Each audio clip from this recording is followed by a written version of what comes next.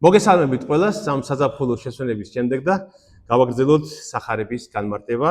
დღეს მისული ვართ მათეს სახარების მე-17 თავთან.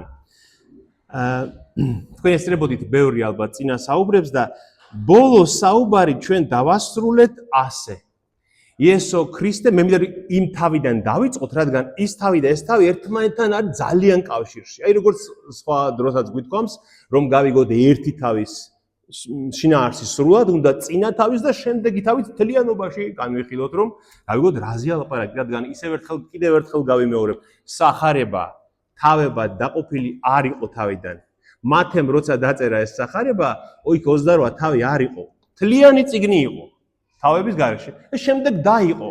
და ნახეთ, აი ხა ჩვენ გაჩვენებთ ახლა მე მაგალითზე ამას. მე-16 თავი რომ წავიკითხოთ და გავჩერდეთ და გვეგონოს რომ დამთავრდა ამბავი, ვერ გავიგებთ მე-17 თავი რატო ებნება მას. ის და ეს ერთად არის და მე-16 თავი დამთავრდა როგორ? კიდენ დავიწყოთ. აი ქრისტე და მისი მოწაფეები ფილიპეს კესარიას მიდამოში მივიდნენ. აი ფილიპის კესარია იყო ქალაქი. ერთ-ერთი ბერძნულ რომაული ქალაქი იყო, ეს იყო უკვე საზღვრის მიღმა, ისრაელის საზღვრის მიღმა. ეს ფილიპეს კესარია იყო ჰეროდე დიდის. აი ბავშვები რო ამოწყვიტა იმ დიდი ჰეროდეს ერთ-ერთი შვილის ფილიპეს მიერ დაარსებული ქალაქი და კესარია იმიტომ ერქვა, რომ ავგუსტუსის საპატივსაცემო დაარსა რომის იმპერატორის და კესარია და ფილიპეს კესარია ერქვა, მას ბერძნულ რომაული ქალაქი იყო და აი ქრისტე წავიდა მის მოწაფეებთან ერთად და აი ამ ხარეში არიან, მე-16 თავში ჩვენ ეს განვიხილეთ და იქ ეკითხება ქრისტე თავის მოწაფეებს. რას ამობს ხალხი ჩემს შესახებ? ვინ გონი ვარ მათ მეო? აი აქ არის ისრაელის გარეთ, ფილიპეს კესარიის ხარეში. და მიუგეს მათ რომ ზოგს იოანე ათლისმცემელი გონი ხარ, იმიტომ რომ არიციან იოანე რო უკვე თავი მოჰკვეთეს მას. ზოგს გონი ხარ ელია, ერემია ან რომელიმე სხვა წინასწარმეტყველი და ქრისტე მათ ეუბნება. აი ამ ხარეში. და თქვენ ვინ გონი ვართ მე, ჩემს მოწაფეებს, ებრაელებს, იუდეველებს, მორწმუნეებს, თქვენ ვინ გონი ვართ მე? და მაშინ პეტრემ უთხრა ეს ცნობილი სიტყვები, შენ ახარ ქრისტე, ძე ცოცხალი ღმერთის, ეუბნება. და ქრისტე ეუბნება მას, რომ აქებს პეტრეს, რომ იცოდე სიმონ იონას ძეო, რომ შენ თვითონ შენმა გონებამ კი არ გითხრა ეგ. აბა ვინ გამოგიცხადა? მამამ ჩემმა ზეციურმა გაგიცხადა ეს. რომ ქრისტე ძე ცოცხალი ღმერთის რას ნიშნავს? შენ ახარ მესია, მაშიახი, ცხებული ღმერთისა და თან ხარ ცოცხალი ღმერთის ძე. და ამას რო ეუბნება პეტრე, სულ ცოტა ხნის შემდეგ, აი როგორი დატვირთულია ეს ამბავი ინფორმაციებით, ნახე, სულ ცოტა ხნის შემდეგ დაიწყო იესომ თავის მოწაფეებისთვის გამხელა, რომ უნდა წასულიყო იერუსალიმში, მოეთმინა მრავალი ტანჯვა, უხუცესთა, მღვდელმთავართა და წიგნობართაგან და სასიკვდილოდ უნდა მიეცა თავისი თავი. თვითონ უნდა მიეცა თავის სასიკვდილოდ და აღმდგარიყო მე-3 დღეს. და იგივე პეტრე, ჩვენ ეს უკვე განვიხილეთ, იგივე პეტრე, რომელიც ასე შეაქო, რომ მამა ღმერთმა გაუცხადა ეს, გაიყვანა გვერდზე იესო და რას ეუბნება? ნუ იქნება უფალო, ღმერთმა დაგიფაროს. ნახეთ რა ზენა, ღმერთმა დაგიფაროს. როგორ სასიკვდილოდ უნდა ახვიდე იერუსალიმში? არ მოხდება ეგ. და ქრისტე ეუბნება ძალიან მკაცრ სიტყვებს. მიუბრუნდა პეტრეს და უთხრა, გამშორდი სატანავ, ჩემი საცდური ხარ, რადგან ღმერთისას კი არ ფიქრობ, არამედ კაცისას. რომ ასე უნდა მოხდეს. ჯერ ტანჯვა, შემდეგ დიდება. ჯერ უნდა მან თავი გაწიროს ჩვენი ცოდვისთვის, გამოგვისყიდოს და შემდეგ იქნება მისი დიდება. მაგრამ პეტრე და მისი მეგობრები, მისი სხვა მოციქულები ვერ ამ აზრს ვერ ეგუებიან, რომ ის როგორ უნდა მოკვდეს, როგორც იქნა ისრაელში მოვიდა ეს აღთქმული მეფე, ხო? ეს ვისაც ამდენი საუკუნე ელოდნენ და ახლა ეს ამბობს, რომ მე უნდა მოვკვდე, შეურაცხყოფა უნდა ვიტვირთო. და ნახეთ როგორი დამძიმებულია სიტუაცია. აი ამის ჩვენება მინდა თქვენთვის. ნახეთ პეტრემ მიიღო ეს საშინელი ესეთი გაკითხვა, მკაცრი გაკითხვა, რომ გამშორდი სატანავ ეუბნება ქრისტე მოციქულთა თავს. ამას სხვა მოციქულებიც უყურებენ, რომ ქრისტე გაუჯავდა მას. და ამის შემდეგ კიდევ უფრო მეც ეუბნება უფალი უთხრა თავის მოწაფეებს, ვისაც სურს ჩემი მოწაფე იყოს, აიღოს თავისი ჯვარი და გამომყვეს მე. ჯვრის აღება დღეს რაც არის, ის კი არ იყო ადრე ჯვრის აღება რა იყო? სიკვდილი. ჯვარცმა, ხო ჯვარცმა იყო, იმიტომ რომ აიღე ჯვარი და გამომყევი დღეს ნიშნავს რომ შეიძლება კერძზე დავიკიდო ჯვარი და გავყვეთ მოძღვარს, მაგრამ ქრისტე ეუბნება, ჩემი მოწაფე ვისაც უნდა იყოს, უნდა მოკვდეს ჩემთან ერთად. ამან კიდევ შეაშინა მოციქულები, კიდევ დაამძიმა და ეუბნება, ვინც ჩემი გულისთვის დაკარგავს სულს, ანუ სიცოცხლეს, ის მოიპოვებს მას და თუ მე მიღალატებს და სიცოცხლეს ისე მოიპოვებს უჩემოდ, ის დაკარგავს ყველაფერს. და ამის შემდეგ ქრისტე ხახა მოძღვარი, ხო როგორი მოძღვარია უფალი, ხო? მობიერე, მოსიყვარულე, ხო? და რომ შეატყო ქრისტე მოწაფეებს, რომ ეს პეტრე გაიკიცხა, სხვები შეშინდნენ, დამძიმებულები არიან, ვერ იგებენ ამის სიკვდილის ამბავს და ბოლო მუხლი ასეთი იყო მე-16 თავის, ნახეთ? ჭეშმარიტად გეუბნებით თქვენ.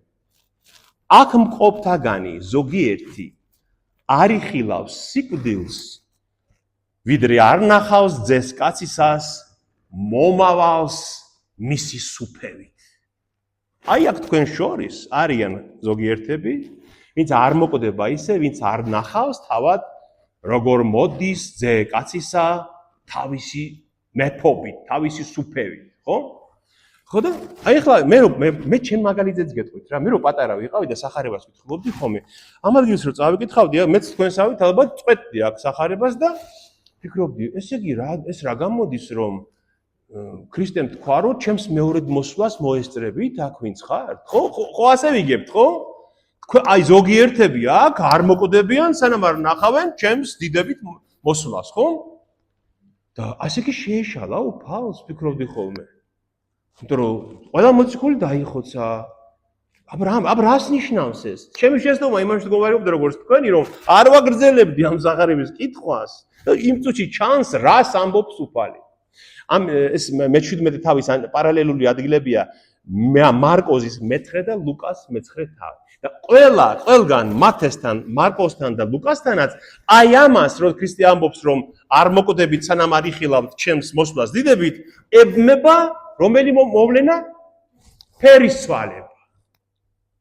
აი ამას გულისხმობს უფალი, რომ მე გაჩვენებ ჩემს მეუფებას. აი ხომ შეშინდით, ხომ ვერ არ გესმით, ხომ მე წინააღმდეგებით ჩემს კვლელობას, ჩემს სიკვდილს არ გჯერათ რომ მე მოკვდები და აღვდგები, ხო? მათთვის ძნელი იყო ამის გაზრება.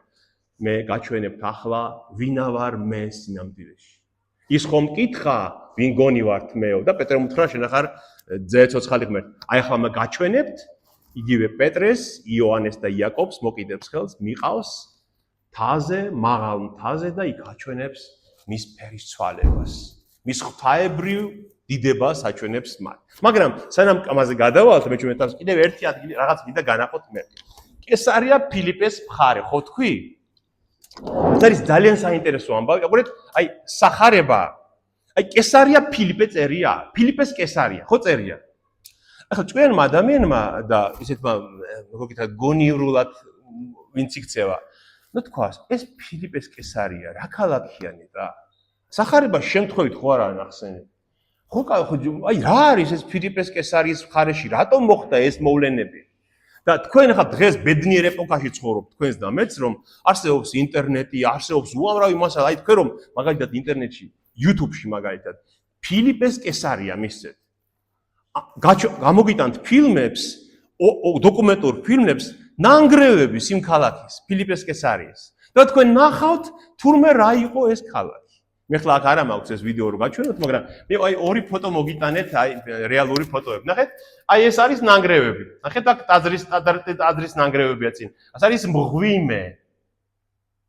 რომელიც დარჩენილია და ქრისტეს დროს ეს გამოიყურებოდა აი ასე. ნახეთ, აი ეს შავი ადგილი ჩანს კამერაში, ხო მე მგონი, იმას ჩანს, ხო ხალხმაც რომ დაინახო. აი ეს ადგილი, აი ნახეთ ეს შავი ადგილი, არის ეს მღვიმე. ეს არის უზარმაზარი დაახლოებით 10 მეტრიანი სიმაღლის გამოქვაბული და აქედან ადრე ამოდიოდა ერთ-ერთი შენაკადი იორდანის. ნახეთ, აი იორდანი, მდინარე იორდანის ხო ხედავთ ეს ლურჯად რომ არის. აი ახეთ კესარია ფილიპეში, აი ამ ღვიმიდან ამოდიოდა ერთ-ერთი დიდი წყარო და შენაკადი იორდანის. და ეს იყო ეს კესარია ფილიპე, როგორც თქვით, მიეძღვნა აგვისტუს და აქ იყო რომაული წარმართული ღვთაება. ღვთაების ტაძრები, გესმით და ამას ადრე ერქვა პანეა ამ ქალაქს.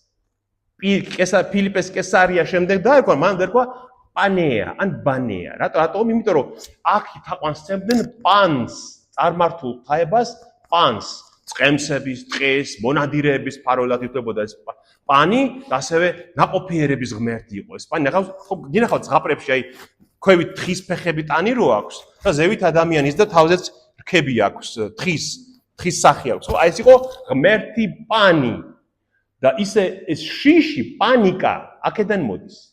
პანიკაში ჩავარ, იმიტომ რომ ისეთ საშინელი ადგილი იყო ეს, რომ პანიკა შემდეგ დააკვირდა ენაში. ნახეთ და აი აქ იყო რომის იმპერატორის ავგუსტუსის თაყვანსაცემი ეს ტაძარი, აი უბრალოდ ამ ღვიმის წინ, შემდეგ იყო პანის თაყვანსაცემი ნიშა, შემდეგ იყო ზევსის ტაძარი და აი აქ იყო მოცეკვავე თხების მოედნები ერქვა ამას და აი რომ მოიყო ამ პანს სწირავდნენ თხებს მსხვერპლად.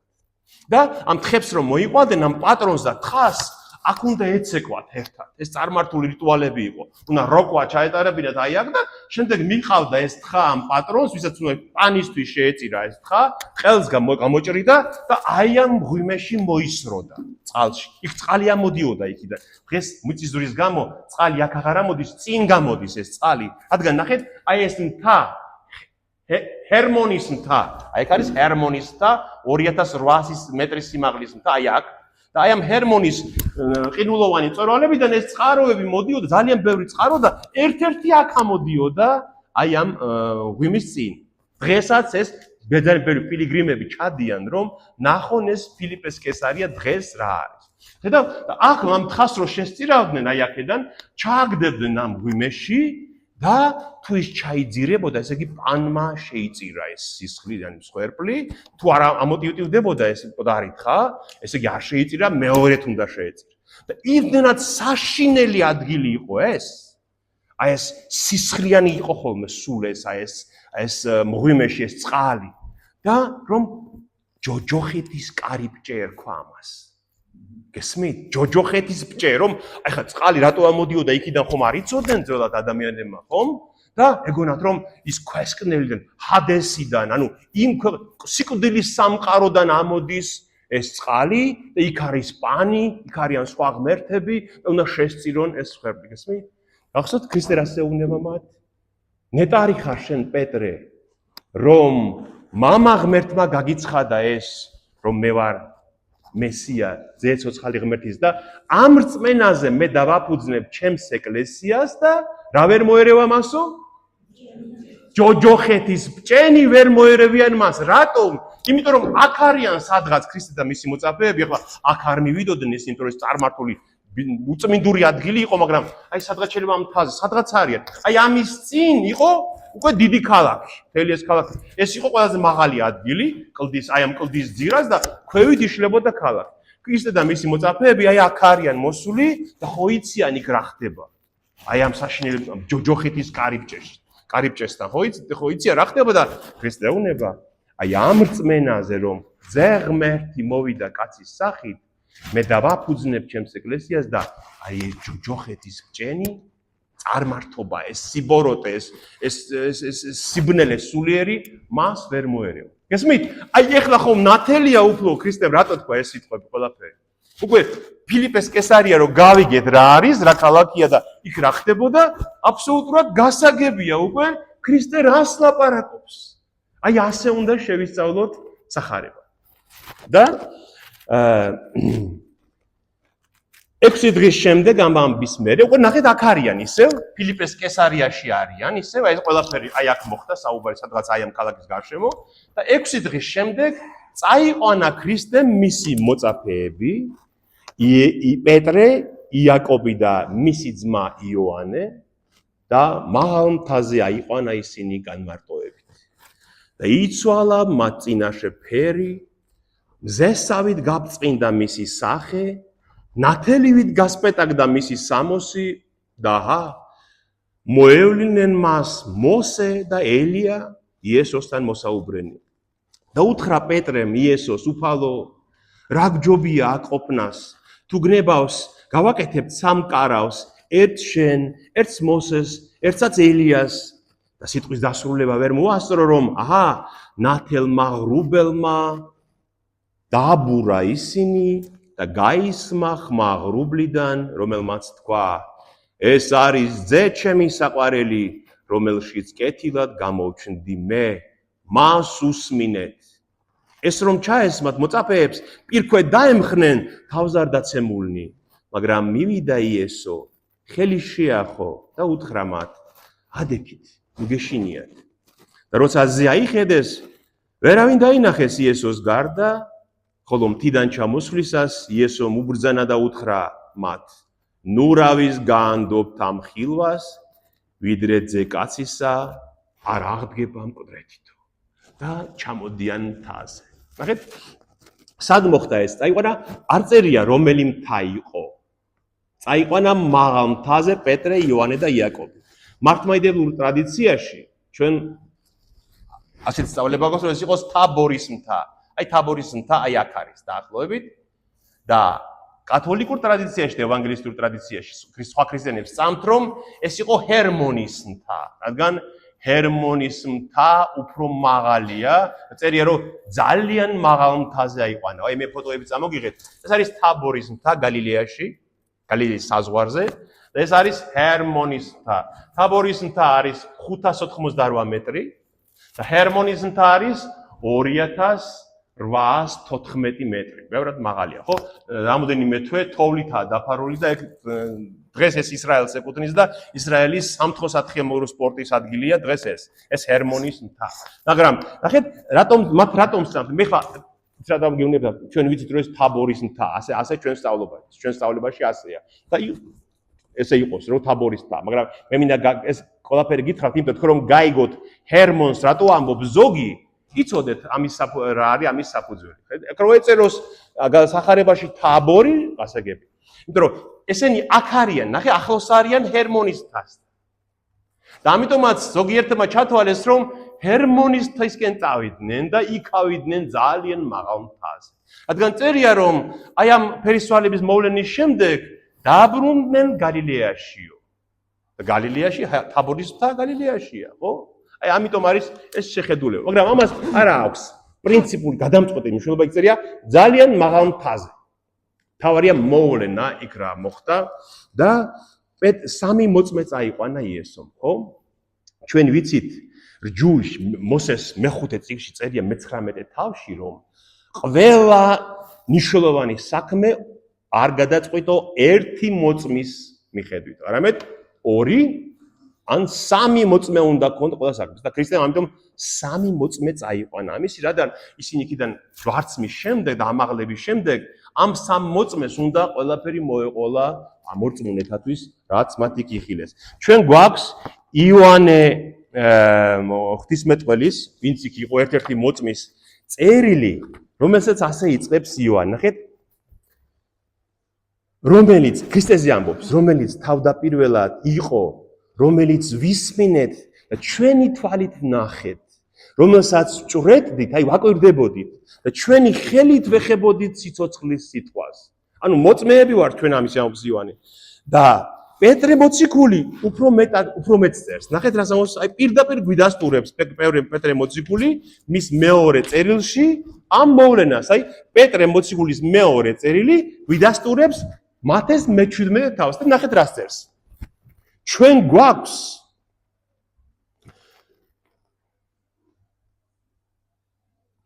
ვინაიდან თავშესაქცევი ზღაპრებით როდი გამცნეთ უფლის ჩვენის იესო ქრისტეს ძალა და მოსვლა, არამედ როგორც მისი სიდიადის თვითმხილველებმა. ზღაპრები კი არ მოგვიყოლია თქვენთვის ამბობს პეტრე, არამედ ჩვენ თვითონ ვიხილეთ ისაც წვებით.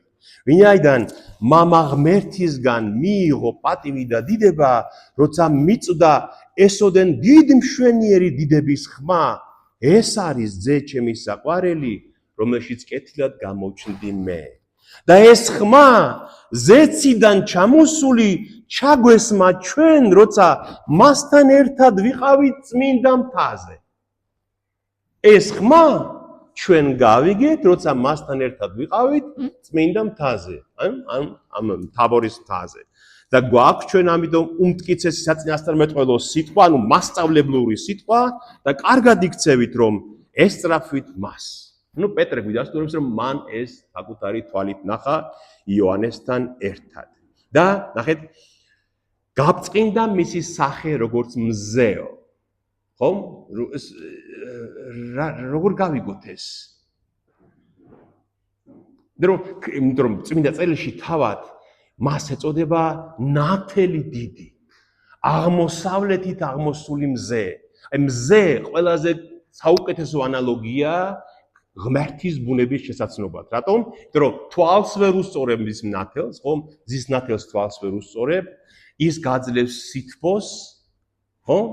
და ყოველგვარი სიკეთის და სიცოცხლის წყარო არის მზე. აი მზე, როცა ღმერთმა შექმნა დიდი მნათობი, ის მზე იმიტომ შეიქმნა, რომ მზის ანალოგიით ჩვენ ღმერთი მივხვდეთ როგორი. ნათელი თვალში უდგამ, ისე როგორც მზეს ვერ უსწორებ თვალს. გახსოვთ აპოკალიფსისში, აპოკალიფსის გამოცხადების პირველ თავში, როგორ ამბობს იოანე, როცა ის ხედავს, მას ეცხადება იესო ქრისტე, ნახეთ რას ამბობს, რომ მან იხილა 7 სასანთლეს შორის ვიხილე მსგავსება კაცის ძისა და ემოსა გრძელი სამოსი და მკერდს ერტყა ოქროს სარტყელი. ეს უკვე ქრისტეს ის ხედავს თავის ღვთაებრივ დიდებაში, ზეცაში. და მისი თმანი სპეტაკი იყო, როგორც ქათქათა მატყლი და როგორც თოვლი, ხოლო თვალნი მისნი როგორც ალი ცეცხლისა.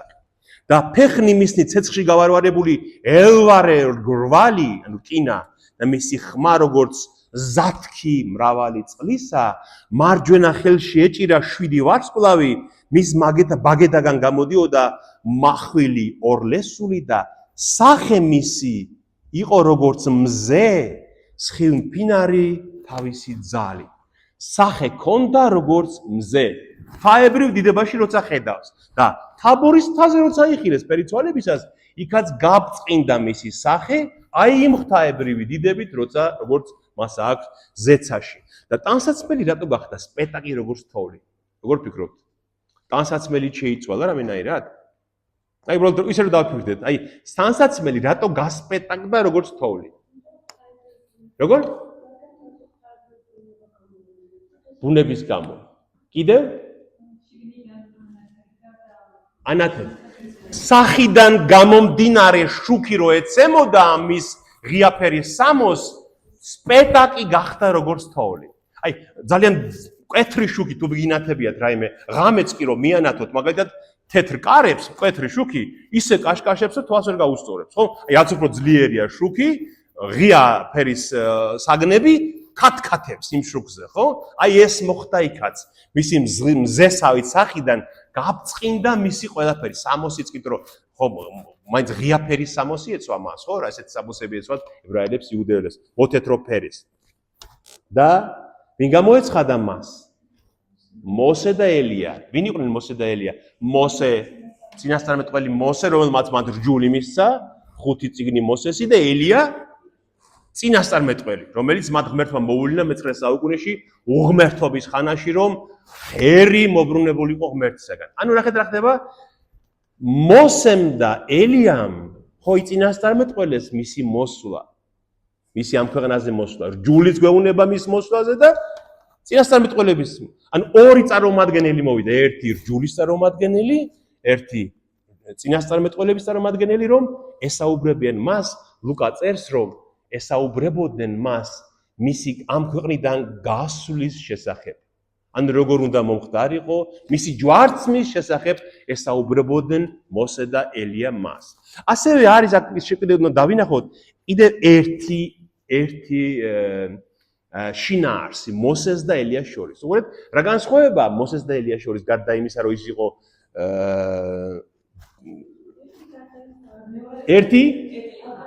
ერთი გარდაიცვალა, მოსე გარდაიცვალა როგორც ადამიანი და ელია ცოცხლად იყო ატაცებული ზეცად. პირველი თესალონიკელთა წერილის მეოთხე თავი გვეუბნება.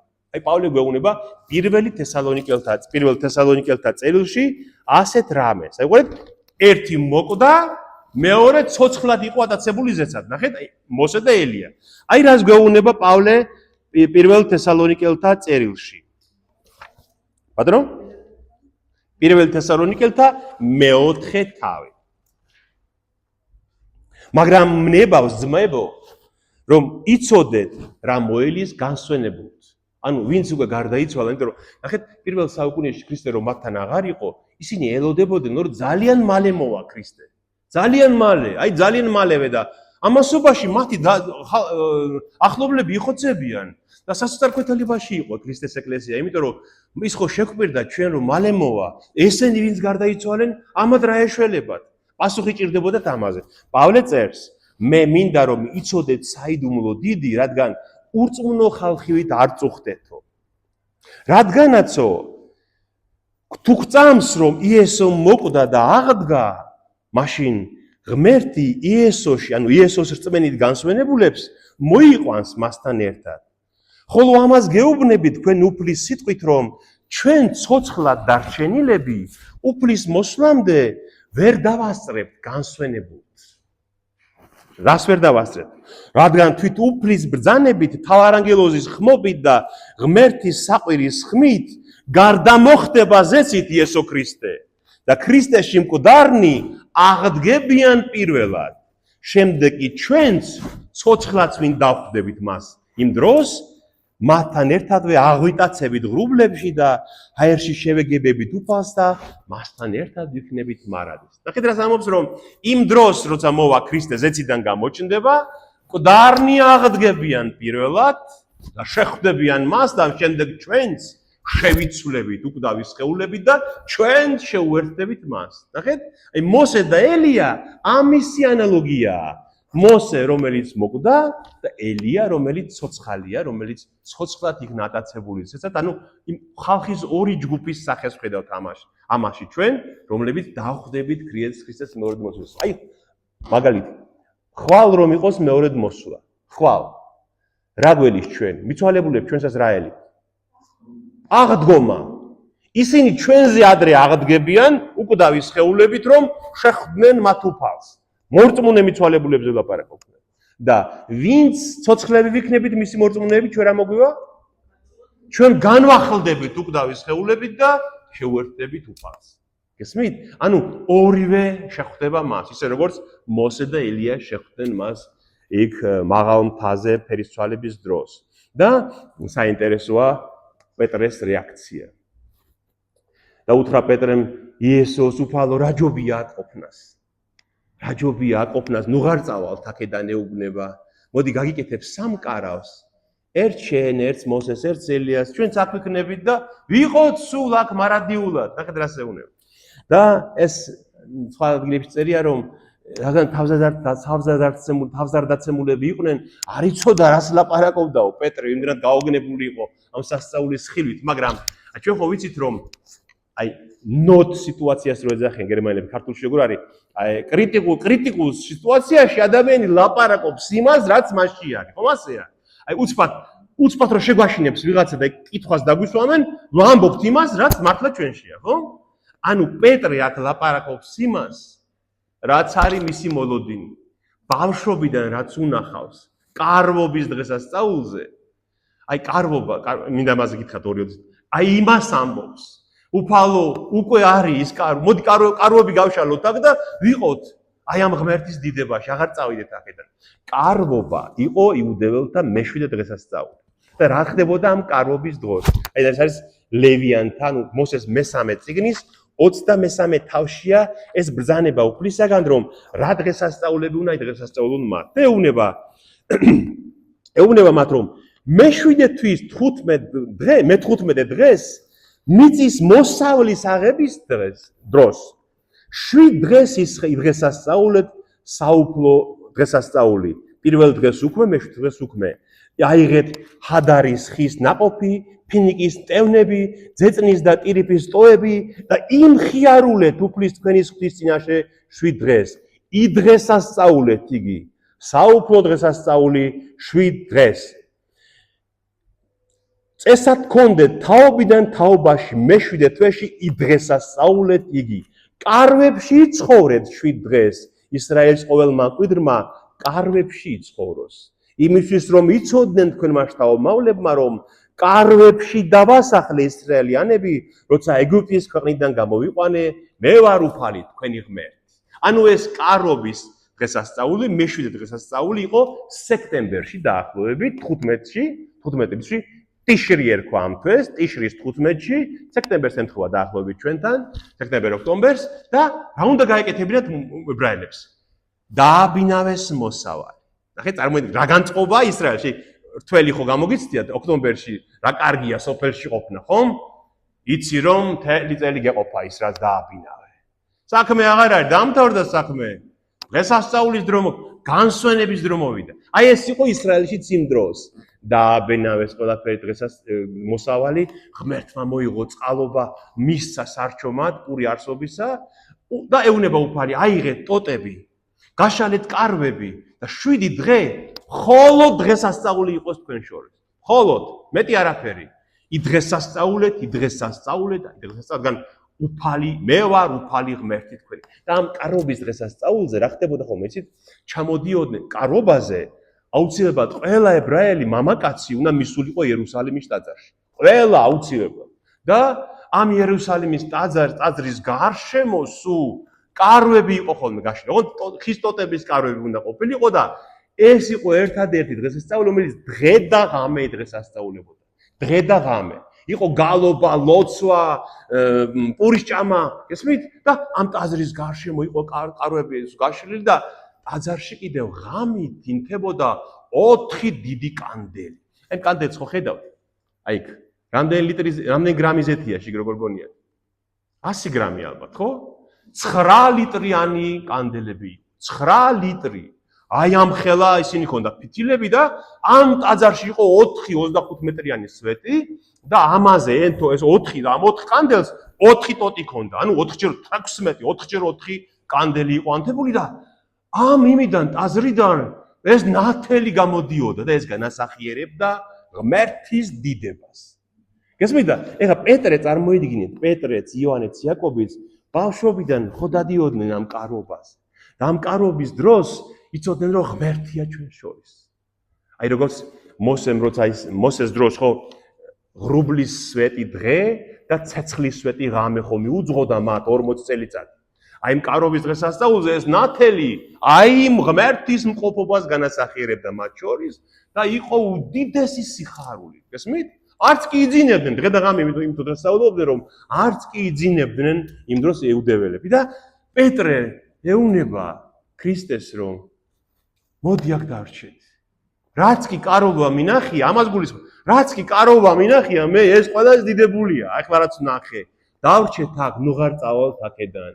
და ნახეთ ზაქარია წინასწარმეტყველის ბოლო თავში. ზაქარია წინასწარმეტყველი ეს იყო მე-5 საუკუნეში ისრაელში. ნახეთ რას ამბობს ბოლო თავი. როდესაც მეორე ქრისტეს მოსვლის წინ ხო იქნება დიდი უბედურება, დიდი ვაება, ხო? და ბოლო 3 წელიწადში, 3.5 წელიწადში, ბოლო 7 წელიწადია კრიტიკული. ქრისტეს მოსვლამდე. ბოლო 3.5 წელიწადის ბოლოს იერუსალიმის გარშემო ეტყება მისი მტერი, რომ გაანადგუროს იერუსალიმი ისრაელში. და მოხდება ისევ, რომ ქრისტე გამოჩნდება ამ დროს, როცა იერუსალიმის საბოლოოდ განადგურება უნდა მის მტერს და ქრისტე გადაარჩენს იერუსალიმს. და ამბობს მე წერს ზაქარია, მოხდება ისე, რომ ვინც კი გადარჩება იმ ხალხებიდან იერუსალიმს რომ ესხმოდა თავს, წლიდან წლამდე ივლიან მეფის საბაოთ უფლის თაყვანსაცემად და კარობის სადღესასწაულოდ. გესმით? რომ დამთავრდება ყოველი და ქრისტე როცა მოვა მეორედ, ხალხი ვინც გადარჩება და ვინც იწამებს მას, ივლიან ყოველ წელს იერუსალიმში კარობის სადღესასწაულოდ, რომ უფალთან ეს სიხარული გაიზიარონ მისი ყოფნის. აი ამას ეუბნება პეტრე. ხო გასაგებია? ეს შეიძლება ქართველმა რო წაიკითხოს, ვინც არ იცის ძველ აღთქმაში რა ხდებოდა, იფიქროს რომ ბრეზენტის კარავს გაშლას ხო არაპირებს ან რაღაცას, არა. იმ კარობას გულისხმობს მე-7 დღესასწაულს, როცა იყო სიხარული და სიხარული. აი ამას ამბობს პეტრე და ეს რომ ვერც კი დაამთავრა ამის თქმაო, რომ ღრუბელმა დაბურა ესე. რომელი ღრუბელი იყო ეს? წვიმის ღრუბელი? არა.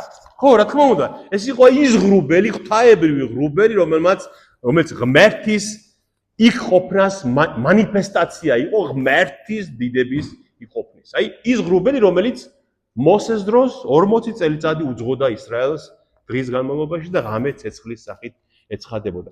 ეს ღრუბელი, ნახეთ, აგორეთ ქართული ენა ჩვენ უნდა რაღაცნაირად მოიყვანოთ სინქრონში ბერძნულთან და ებრაულთანაც, რომ გავიგოთ შინაარსი იმის. ნახეთ, აი მე მინდა გაჩვენოთ ერთი ადგილი. ლუკას სახარებაში ღვთისმშობელს ეცხადება მთავარანგელოზი გაბრიელი, ღვთისმშობელი ეუბნება მას, როგორ იქნება ეს, როგორც მე კაცი არ გამომიცდია ჯერ კაცი. ხო ეუბნება ღვთისმშობელი. და ანგელოზი ეუბნება, სული წმინდა გადმოვა შენზე და უზენაესის ძალა დაიკარვებს შენზე. ჩვენთან ქართულში წერია მოგიჩრდილებს შენ. მაგრამ ბერძნულში სიტყვა ნიშნავს დაიკარვებს შენზე. სკინე იყო ასე სიტყვა კარავს ნიშნავს და აი ყველა სიტყვაში როცა ღვთისმშობელს დაფარავს, დაბურავს, ან იმ კარავს დაადგება, აი იყო ის სიტყვა დაიკარვებს შენზე ღვთის ძალა. აი ამას ეუბნება ზუსტად. და აქაც აი დაიკარვა იმ ძალამ ღვთაებრივმა ძალამ ღრუბელმა მათზე. ნახეთ, გამოსვლათა, მე მინდა გაჩვენოთ ერთი, გამოსვლათა წიგნის, ეს თორას მეორე წიგნი, მე-40 თავის 34 მუხრი, ნახეთ. მე-40 ბოლო თავია ეს. როცა მოაწყო მოსემ კარავი, ისე როგორც ღმერთმა უბრძანა მას, დაფარა ღრუბელმა დღესასწაულო კარავი და უფლის დიდებამ აავსო სავანე. აი ამ ღრუბელმა, რაც თაბორის მთაზე დაეშვა მათ თავზე, აი იმ ღრუბელმა დაფარა კარავი და აივსო უფლის დიდებით სავანე. ვერ შევიდა მოსე სადღესასწაულო კარავში, რადგან ღრუბელი იყო მასზე დავანებული და უფლის დიდებას აევსო იგი. როცა ასცილდებოდა ღრუბელი სავანეს, ანუ ამ სალოცავ კარავს, მაშინ დაიზრებოდნენ ხოლმე ისრაელიანები სამოგზაუროდ. თუ არ ასცილდებოდა ღრუბელი, არ დაიზრებოდნენ, ვიდრე არ ასცილდებოდა. რადგან უფლის ღრუბელი ადგა სავანეს დღისით, ღამღამობით კი ცეცხლი ჩანდა შიგ მთელი ისრაელის სახლის თვალწინ მთელ მათ გზას. ხედავთ? აი ეს მეხსიერება იყო ისრაელში, გახსოვთ, უფლის კარავი რო იდგა შუაში, ცეცხლის სვეტი ედგა ღამე და ჩვენ გარშემო ჩვენ კარვებში რო ვიყავით, აი ეს არის კარვობა. როცა ღმერთია ჩვენ შორის და მივყავართ მან აღთქმული მიწისკენ. გესმით? აი ის კარვობა, რასაც დღეს ებრაელები, რასაც დღესასწაულობენ სინამდვილეში ამას განასახიერებს, რომ ისინი ელოდებიან ღმერთის მოსვლას, მესიის მოსვლას ელოდებიან. როდესაც მოვა მესია და დაუსრულებელი იქნება ეს დღესასწაული. აი ეს იყო, ბადრო? ტყვეობიდან გამოხსნის კი გასახსენებლად, კი. მაგრამ იმ ტყვეობიდან რომ გამოიხსნა აღთქმული მიწაზე ხომ მიიყვანა, მაგრამ საბოლოო აღთქმული მიწა ხომ ცათასასუფეველია. ხომ? აი ახლა ამ მიწიდან ჩვენ ყველა მისი მორწმუნეები იმ სასუფეველში უნდა მივიდეთ. აი ეს ამას განასახიერებს კარობა. ხო გასაგებია პეტრემ რატო უთხრა სამ კარავს გავაკეთებთ, რომ ის არის ის იმის მეხსიერება. და დაემხნენ პირქვე თავსდარდაცემული. აი ეს როგორც იოანე აპოკალიფსის დროს, როცა იხილა მან ქრისტე დავარდა, როგორც იყო დარი მის წინაშე, იმიტომ რომ შეუძლებელია მას თვალი გაუსწორო. მაგრამ მივიდა იესო ხელი შეახო მათ და უთხრა, "ადექით, ნუ გეშინიათ." და როცა ზეაიხედეს, დამთავრებული იყო უკვე ეს ხილვა, უკვე მარტო იყო იესო, აღარ იყვნენ მასთან მოსე და ელია. და ჩამოსვლისას რატომ უთხრა იესო მათ, რომ არავის უთხრათ, რაც აქ ნახეთო? რატომ უთხრა? რადგან მრავალჯერ იყო შემთხვევა, როცა მისი გამეფება მოინდომა ისრაელმა, ხო? ხომ იყო? გამეფება. ამ ამბის მოყოლა კიდევ ერთხელ იქნებოდა სურვილის აღმძვრელი მათთვის, რომ ეს უნდა გავამეფოთ. ეს უნდა გამეფდეს, ეს უნდა იყოს ჩვენი ვარო და ქრისტე უკრძალავს მათ. სანამ არ აღოდგები მკვდრეთით, არავის უთხრათ ამ დიდების ხილვის შესახებ. და ეს თქვენ უნდა იცოდეთ, რომ თქვენ შემდეგ იყვნენ ჩემი მოწმეები მთელი მსოფლიოს წინაშე. და როცა ჩამოდიოდნენ ამ მთიდან, ეხლა უყურეთ, აი ამ თაბორის მთიდან მოდიან და კითხეს მას მოწაფეებმა. რატომ ამბობენ წიგნობარნი, რომ პირველად ელია უნდა მოვიდესო? ხოლო მან პასუხა თქვა, ელია მართლაც პირველად მოვა და აღადგენს ყოველს, მაგრამ გეუბნები თქვენ, ელია უკვე მოვიდა და ვერ იცნეს იგი, არამედ როგორც უნდოდათ, ისე მოექცნენ იგივე ტანჯვა ელის მათგან კაცის ძესაც. მაშინ მიხვდნენ მოწაფეები, რომ იოანე ნათლისმცემელზე ელაპარაკებოდა მათ. კითხვა მდგომარეობს რაში? რატო ამბობენ წიგნობრები, რომ მესიის მოსვლამდე ელია უნდა მოვიდესო? რატომ ამბობენ? იმიტომ რომ ჩვენ ხო ვნახეთ ადრე, მალაქია წინასწარმეტყველი ამბობს, ეს არის ძველი აღთქმის ბოლო წიგნი. აი ძველი აღთქმა მთავრდება, იმის შემდეგ უკვე მათეს სახარება იწყება. ძველი აღთქმის ბოლო წიგნის ბოლო თავში მალაქია წინასწარმეტყველი გვაფრთხილებს. ღმერთი გვაფრთხილებს მისი პირით, რომ აჰა, მოგივლენთ ელია წინასწარმეტყველს უფლის დღის დიდის და საშინელის დადგომამდე. სანამ დიდი და საშინელი დღე დადგება ქრისტეს მეორედ მოსვლის, მანამდე მოგივლენთ ელია წინასწარმეტყველს, ის შეარიგებს მამების გულს შვილების გულთან და შვილების გულს მამების გულთან, რათა რომ ჩემი მოსვლისას ქვეყანა შეჩვენებით არ შეუმუსრო. აი ის ელია როცა მოვა, წმენას გაახსენებს შვილებს, მამებსაც გაახსენებს, რომ შვილებს უნდა გადასცემს წმენა და შერიგდება ის ძველი მორწმუნე მამები ახალ შვილებთან, რომ ირწმუნოს ხალხმა, რომ შეჩვენებით არ დაუბუგო მოვსრა ჩემი მოსვლისას ეს ქვეყანა, რადგან ქრისტეს მეორედ მოსვლა ასეთი კი არ იქნება ახლა 2000 წლის წინ. უდიდესი საშინელება იქნება. ხო, ძორი დაიყრება. იქნება საშინელება, ეს აღარ იქნება ის როგორც მაშინ ღმერთი მოვა შესამუსრად ყველა ბოროტის და ყველა მკვლელის, ყველა ფლიდის, ყველა საშინელი ადამიანის შესამუსრად მოდის ღმერთი და ის დღე იმიტომაც იქნება საშინელი დღე, ასე ქვია მას, ბოლო დღე, მესიის დღე ის იქნება ასეთი. და მე ელიას მოგივლენთ მანამდეო. მაგრამ კითხვა ისმის ასე. მაგრამ იესაია წინასწარმეტყველის მე-40 თავი კი ასე ამბობს, ნახეთ, ესეც ნახოთ ეს ადგილი. რას ამბობს? ხო, იესაია წინასწარმეტყველის მე-40 თავი ამბობს. ანუ გეშეთ ჩემი ხალხი, ამბობს თქვენი ღმერთი. მოუხეთ გული იერუსალიმს და ახარეთ, რომ დასრულდა მისი ლაშქრობა, რომ მიტევებულია მისი დანაშაული, რომ ორმაგად მიეზღო უფლის ხელით მისი ცოდვისათვის. აჰა, ხმამ ღაღადებლისა უდაბნოში გაამზადეთ უფლის გზა, მოასწორეთ ტრამვალზე სავალი ჩვენი ღმერთისთვის. ანუ კიდევ ერთი წინამორბედი მოდის, რომელიც ამბობს, რომ ანუ გეშეთ ჩემი ხალხი, რომ ღმერთი გამოჩნდება ისრაელში. ხომ? ეს ვიზია ნათქვამი. იოანე ნათლისმცემელს, რომელიც უდაბნოში იყო მართლა, აი იორდანის უდაბნოში და ნათლავდა ქრისტეს შესახვედრად ხალხს. და ის ელია, რომელიც მისი საშინელი დღის მოსვლამდე მოვა, ის სხვა. მაგრამ ის ელია, რომელიც ზეცად აიტაცა ცოცხლად ღმერთმა. აი საშინელი დღის დადგომამდე მოვაო ელია წინასწარმეტყველიო. იგივე ელია, რომელიც ზეცად აიტაცა ღმერთმა ცოცხლად. არ ვიცით ეს ჩვენ. ისრაელში იყო ეს რწმენა და დღესაც წამთ, რომ ელია ზეციდან ისევ მოვა ქრისტეს მეორე მოსვლამდე. მაგრამ ჩვენ ეს არ ვიცით, ის იგივე ელია იქნება თუ ელიას სულით მოვა, ელიას მსგავსი იქნება ვინმე. რატომ არ ვიცით ეს? იმიტომ რომ იოანე წინასწარმეტყველზე, ნათლისმცემელზე, ქრისტე ამბობს, თუ გნებავთ ეგ ელიაო.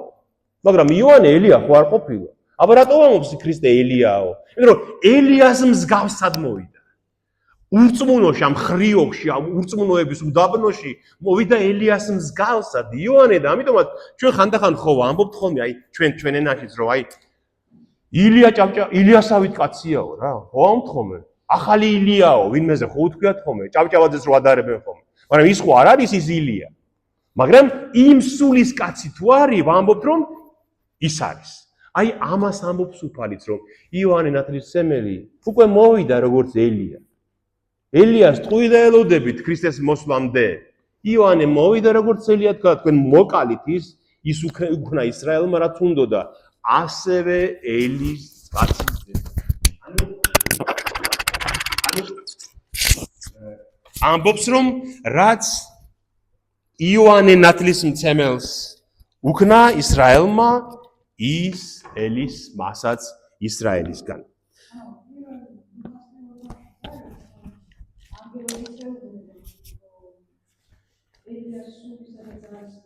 კი, ზაქარია წინასწარმეტყველს რომ ახარებს, კი? ლუკას პირველ თავში ნახოთ შეგვიძლია ეს. ნახეთ, ზაქარია წინასწარმეტყველი იოანეს მამას, როცა ახარებს ანგელოზი რომ მისგან იშვება წინამორბედი ქრისტესი, რას ეუბნება?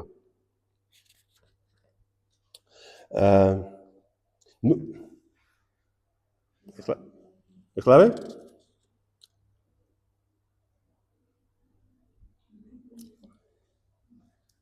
ნახეთ, ზაქარიას საკურთხეველში ეცხადება მთავარ ანგელოზი და ეუბნება: რადგან შესმენილი იქნა შენი ვედრება და შენი ცოლი ელისაბედი გიშობს ძეს და უწოდებს მას სახელად იოანეს და შემდეგ მე-17 მუხლი და უწინამძღვრებს მათ ელიას სულით და ძალით, რათა მოაქციოს მამების გული შვილების მიმართ და ხოლო ურჩნი მართალთა გონიერების მიმართ და ამრიგად განუმზადოს უფალს მზადმყოფი ხალხი.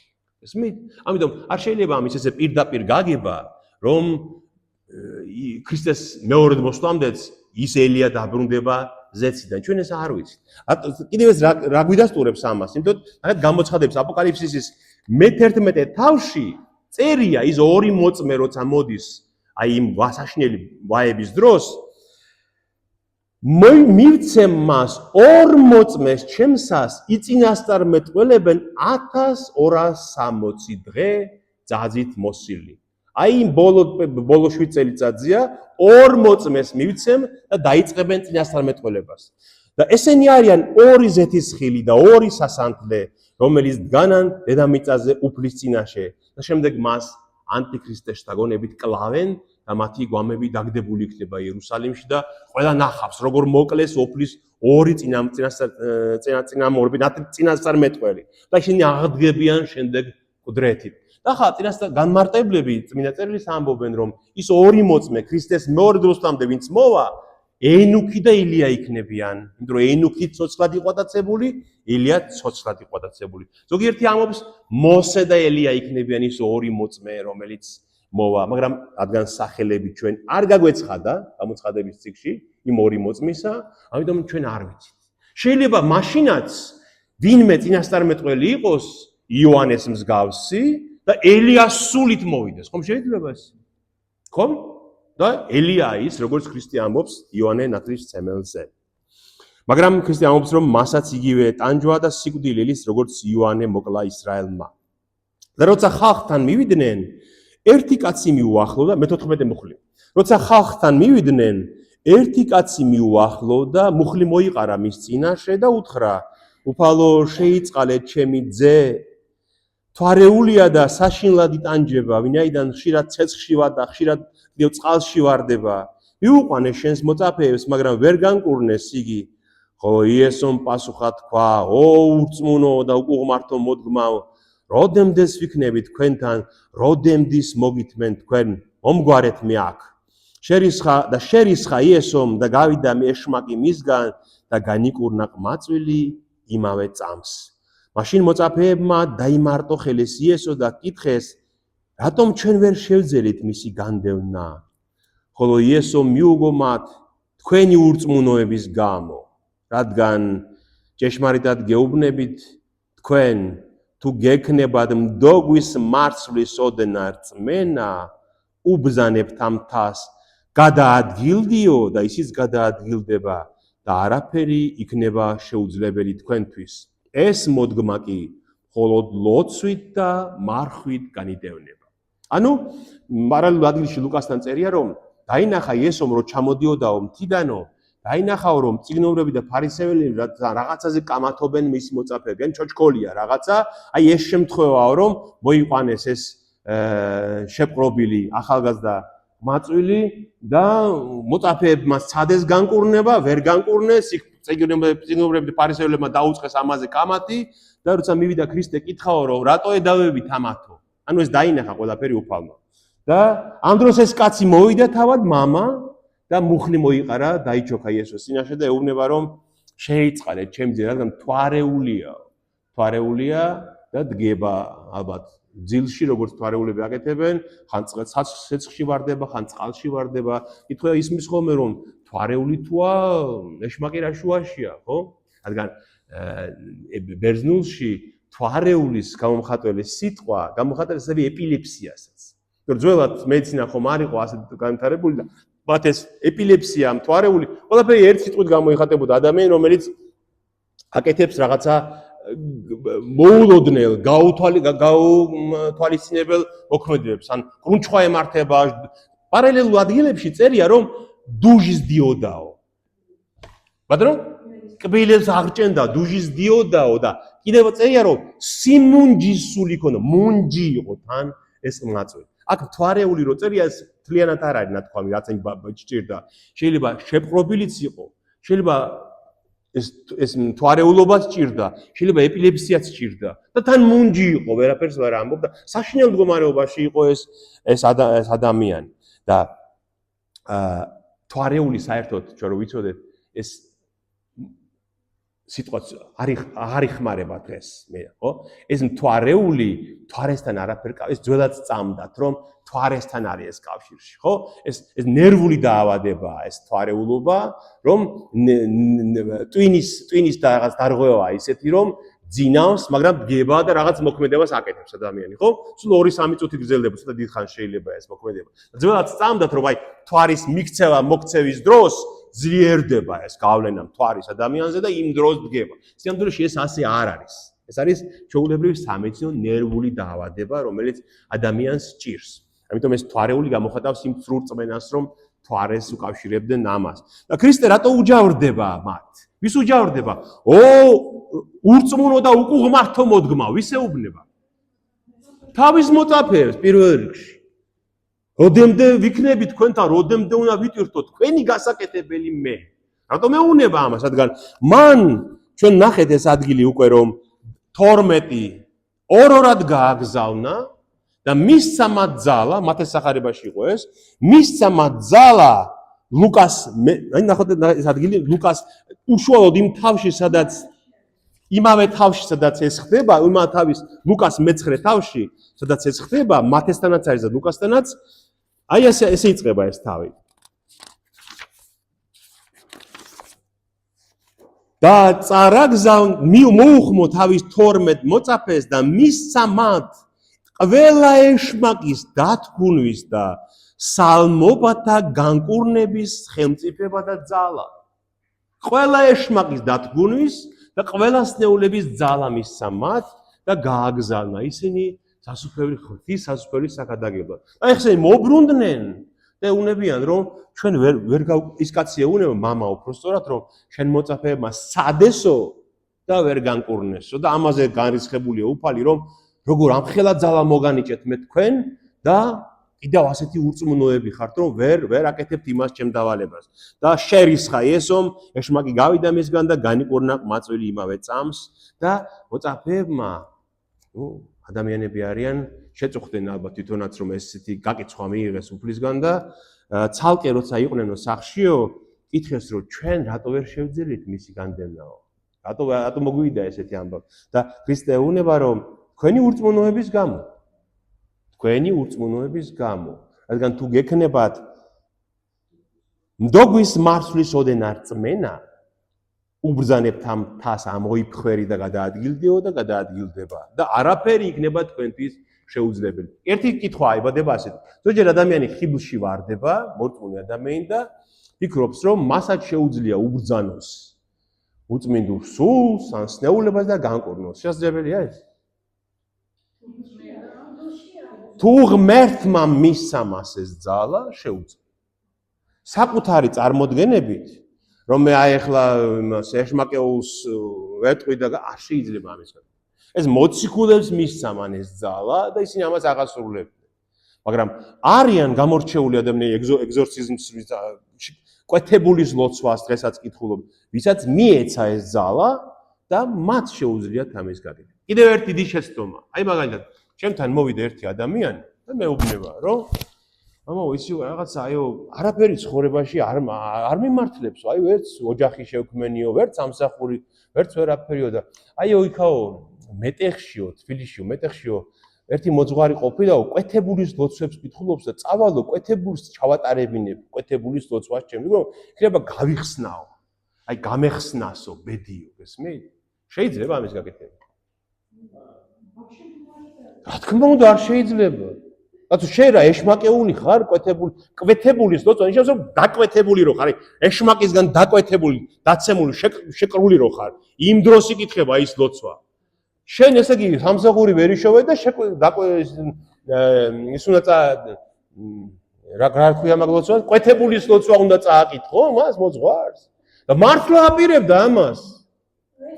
მართლა აპირებდა და მე ვიცი რომ მართლაც მიდიან და ზოგს მხარიტყივა, ზოგს იშიაზის ნერვია გაშეშებული და კვეთებულის ლოცვას აკითხებენ. არ შეიძლება ამის გაკეთება, გესმით? ყველაფერს აქვს თავის დანიშნულება და თავისი ადგილი. იმას ჭირდება წამალი ხშირად და იმას ჭირდება ხანდახან ცხოვრებაში რაღაცის შეცვლა, რომ გაგეხსნას და ხელი მოგემართოს და არ შეიძლება ამის გაკეთება. ბატონო? არ ვიცი ის მოძღვარი შეიძლება არ უკითხავს, შეიძლება რა სხვა რამის ეუნებიან მოძღვარს, არ ვიცი. არ ვიცი.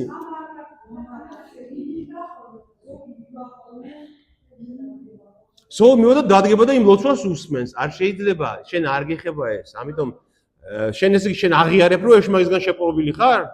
როგორ შეიძლება შენ მე ჩემ თავზე თქვა ეშმაკისგან შეპყრობილი ვარ? არა ვარ მე შეპყრობილი. შეიძლება ხანდახან ცდუნება მოდის ჩვენთან ეშმაკისგან, მაგრამ შეპყრობილობა ხო, თავის ნიშნები აქვს და ისეთ წარმოუდგენელი უბედურება, ის ძალიან შეხედავთ რა მიხვდები ის რა არის. არ უნდა დაიბრალო ის, რაც არ გჭირდება შენ. ამაზეა საქმე. და კიდევ ერთი ადგილიც მინდოდა მე თქვა თქვენთვის. ეტყვიო მთასო რომ აღმოიფხვერიო და გადაინერგეო და შესრულდებაო. ცოცხალი რწმენა თუ გაქვსო. ხო?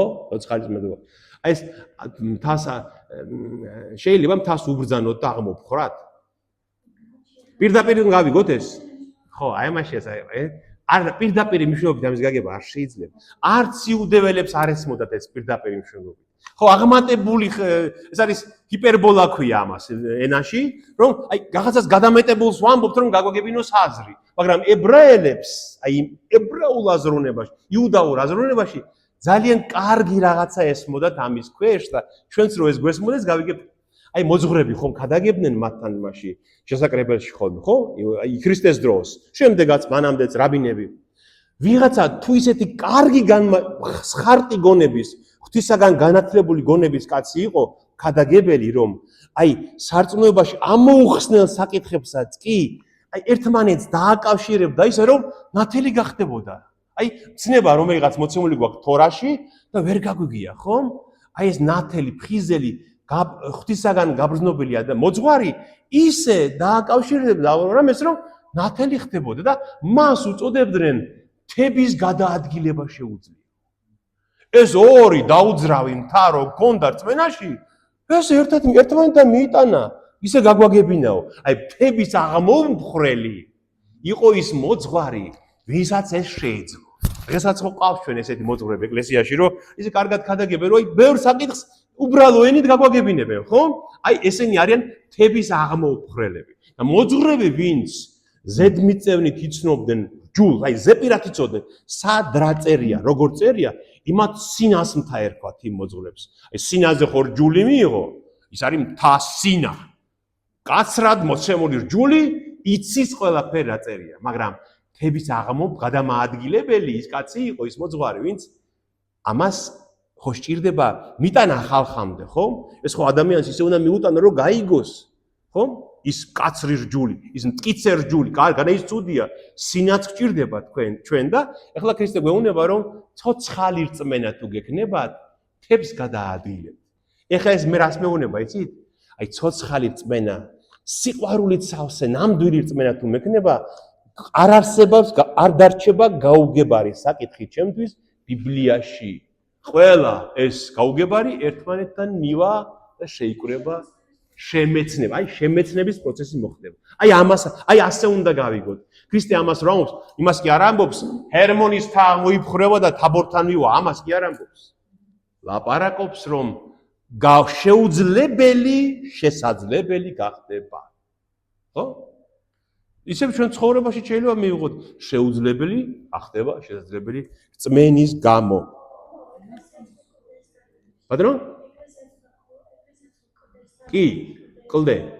ხო, კლდე, ის რწმენაა კლდე, რომელზეც დაფუძნებული ეკლესია. დიახ, რა სამოგიღოს?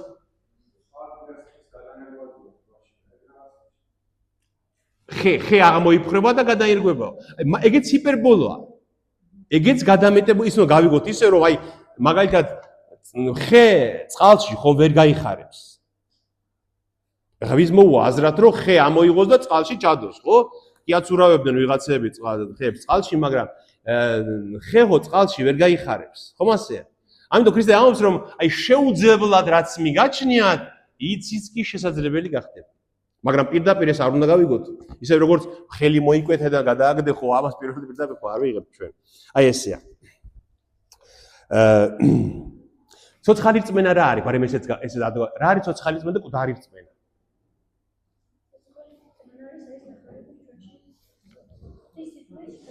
ჩვენში ცოცხლად ხო, განახლებ. და კუდარი რწმენა? ამის არ ქონა. კუდარი რწმენა არის ის რწმენა, აი მოვიდა ტაძარში დღეს ვიღაც, მოისმინა სახარება და იქვე დაივიწყა.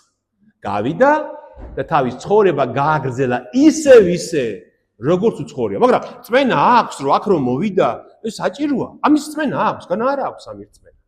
ესმით? აი ქრისტესთანაც ბევრი იყო ასეთი ადამიანი. უსმენდნენ, განა არ უსმენდნენ, მაგრამ მათ სიცოცხლეში არაფერი არ შეცვალეს. აი ეს არის კუდარი რწმენა. და ცოცხალი ხო, ცოცხლად შენახვა ღვთის სიტყვის და იმ ყველაფრის რასაც ვუსმენ მე ჩემ თავზე მიღება, გესმით? აი ჩვენს ადამიანებს, აი მე ბევრმა მითხრა მრევლდანაც, რომ მამა, ვიცით ჩვენ მე მგონი რა გვჭირსო, აი ადამიანებს საჭირთ, რომ აიო გისმენსო, აი უსმენს ქრისტეს სიტყვას და წერია რომ უფალს ძულს ამპარტავანი, ხო? მაგალითად, უფალს ძულს ამპარტავანი. ამას რომ უსმენსო, საკუთარ თავზე კი არ იღებსო. ფიქრობს სხვაზე, აი ის რა ცუდია რომ ამპარტავანი. და ყველაზე მეტად რეფლექსია უჭირს რა რისი? ეს ჩემზეა, ნათქვა მე, ჩემ თავზე უნდა ვიფიქრო. ხო, გასმის? აი ობიექტურად ახმას, ხო? ობიექტურად რო აღვიქვა, რომ აი კაცო რომ ითხრეს რომ არა იმრუშვა, ან არა იცრუ, ან არა იპარო, ეს მე, ჩემზეა ლაპარაკი, მე ვარ ეს, ხო? აი ამას ვინც არ აკეთებს, კუდარი რწმენა აქვს მას. ვინც ამას აკეთებს, მას აქვს ცოცხალი რწმენა და ის გადარჩება. აი ამაზე ამბობს უფალი. და 21 მუხლი. ეს მოდგმა კი მხოლოდ ლოცვით და მარხვით განიდევნება. რომელ ამ მოდგმაზეა ლაპარაკი? აი სახე, აი ამ სნეულების, აი ამ შეპყრობილობის, ამ ეშმაკეულის სახე, მხოლოდ ლოცვით და მარხვით განიდევნება. და კითხვა ისმება ასე, თვითონ ავადმყოფის ლოცვაზე და მარხვაზე ლაპარაკი თუ ჩვენ ის ვინც კურნავს და ვინც ლოცულობს მისთვის? ორივეზე. ალბათ ორივეზე. მაგრამ არის ხანდახან ადამიანი, აი მუნჯია. მას არ შეუძლია. ხო, თუ არ შეუძლია, მაშინ ვინც მას უვლის ან ეხმარება ლოცვა და მარხვა არის ამისთვის საჭირო. ხა კითხვის კითხვა, მარხვა რატოღა? მარხვა რატო? იმიტომ რომ როცა მარხულობთ, უფრო მეტად ლოცულობთ, უფრო მეტად უთმობთ დროს, ხო? ლოცვას და წმინდა წერილსაც და რწმენასაც. ამიტომ ლოცვა და მარხვა არის ერთად. და შემდეგ 22 მუხლი, აი რაც მე თქვი, გალილეაში ყოფნისას უთხრა მათ, ანუ ამიტომ ამბობენ რომ ჰერმონთან იყვნენ, ისე ვიქრებოდნენ და გალილეაში რომ დაბრუნდნენ, გალილეაში ყოფნისას უთხრა მათ იესო, ძე კაცისა მიეცემა კაცთა ხელში და მოკლავენ მას და მესამე დღეს აღდგება და დიდად დამწუხრდნენ ისინი. ნახეთ, აი ეს შეგვიძლია დავთვალოთ კიდევაც, ნახეთ, ქრისტე რას აკეთებს, აი როგორი მოძღვარია ჩვენი უფალი. ესეთ მძიმე რაღაცებსაც ჩვენთვის გაუგებარია ნელ-ნელა უხსნის ადამიანებს. ეს ჩვენ უნდა ვიცოდეთ, გავითვალისწინოთ, რომ აი მოვალ რა ურწმუნო ადამიანი, ხო? არ შეიძლება მას შენ თავზე დაადო მთელი ტვირთი ამ წმენის. არ შეუძლია ჯერ ამის გაგება. აი ნახეთ, რა მინდა გაჩვენოთ. უფალი მათ პირველად როდის უხსენებს, რომ ის მოკვდება და 3 დღე საფლავში იქნება. წინა თავშია, მე-16 თავში, მაგრამ უფრო ადრე, გახსოვთ, მე-12 თავში. მივიდნენ მასთან წიგნობრები და ფარისევლები და უთხრეს, მოძღვარო, სულ სასწაული ვიხილოთ შენგან. რა უფალი ასეუბნება? უწკეთურ და ურწმუნო მოდგმას არ მიეცემა სასწაული გარდა იონას სასწაულისა. რა არის იონას სასწაული? 3 დღე და ღამე ვეშაპის მუცელში რო იყო. ეხლა ეს ხო ძალიან გაკვირით არის ნათქვამი იმაზე, რომ სადღაც სიბნელეში უნდა იყოს უფალი 3 დღე და ღამე. ხო? ეხლა მოციქულებიდან ალბათ ეს რომ გაიგეს, რომ იონას სასწაული რა იყო? რომ ვეშაპის მუცელში იყო. რომელი ვეშაპის მუცელში მიდის ეს? მაგრამ ეს იმდენად გაკვირითაა ნათქვამი, რომ ძალიან თუ თავიდან ვერ ხვდები, მაგრამ შენში უკვე რაღაცა ინფორმაცია ჩათესა, ხო ამან? აი ასე გვექცევა ღმერთი. აი ასე ზუსტად. გაიხსენეთ თქვენი მოსვლა რწმენაში. ნელ-ნელა თესავს ღმერთი ჩვენს გულში რაღაცას. მე-16 თავში აი რაც ახლა თქვა მან თეა მას აქეთ დაიწყო იესო, აი კესარია ფილიპეს ამბების მერე, როცა პეტრემ აღიარა მისი განკაცება, მას შემდეგ დაიწყო იესომ 21 მუხლე მე-16 თავის. მას აქეთ დაიწყო იესომ თავის მოწაფეებისთვის იმის გამხელა, რომ უნდა წასულიყო იერუსალიმში და ეთმინა მრავალი ტანჯვა, უხუცესთა და მღვდელმთავართა და მწიგნობართაგან, სასიკვდილოდ მიეცა თავი და ამდგარიყო მე-3 დღეს. და განსხვავებით ამ შემთხვევისაგან, რომ დამწუხრდნო, იქ პეტრე ჯერ ბობოქრობს. იქ კი არ დამწუხრდა. გაუ, ჭვას ასწავლის, რომ არა, ეგრე ერთმა დაგიფაროს, რა სიკვდილი, რის სიკვდილი, გესმით? ამ თავში უკვე აქ უკვე მე-13 ეუბნება უფალი და ეუბნება, რომ მე-13 დღეს მოკლავენ და მე-13 დღეს ადგება და ძალიან დამწუხრდნენ ისინი.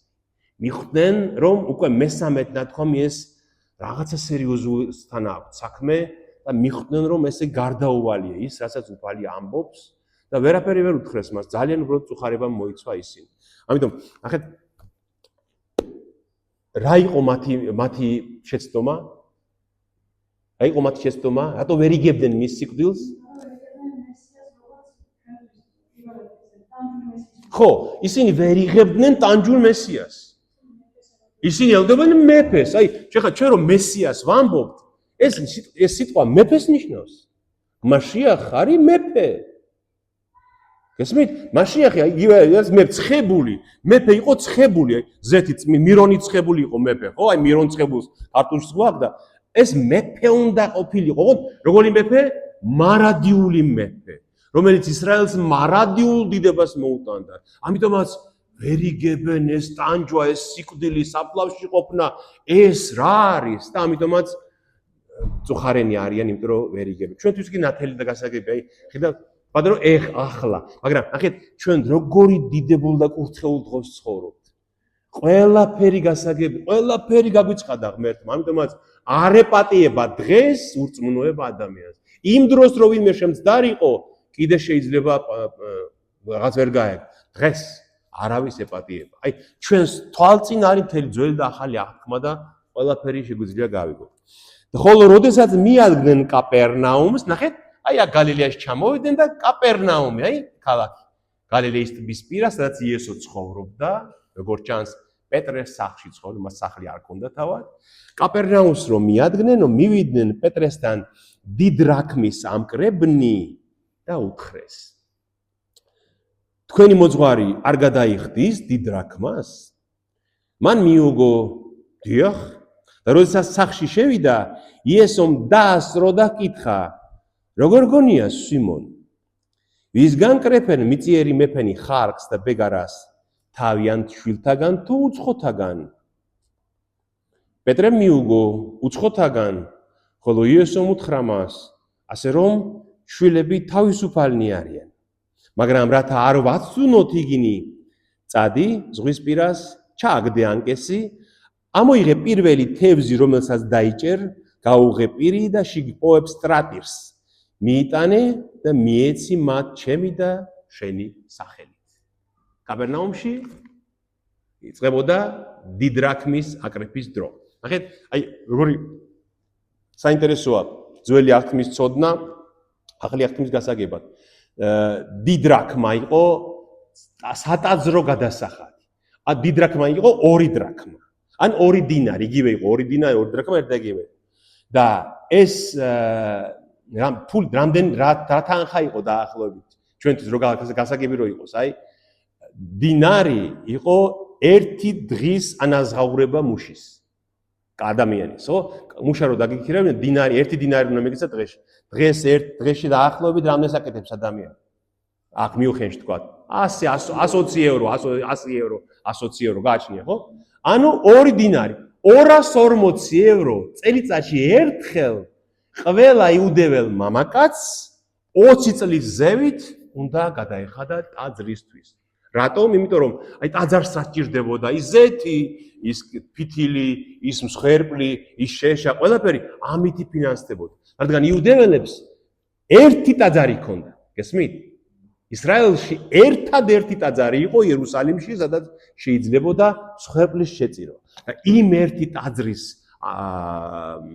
შესაწირში ყველას უნდა მიიღო მონაწილეობა მთელ ისრაელში.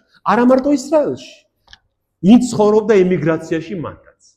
გესმით? და ასეთი წესი იყო. ეს იყო მოსეს დროიდან დადგენილი, ეს არის გამოსვლათა 21 თავში, რომ ზანა მოსემ, რომ 9 ვერცხლის შეკელი უნდა აიკრიბოს ყველასგან ტაძრისთვის.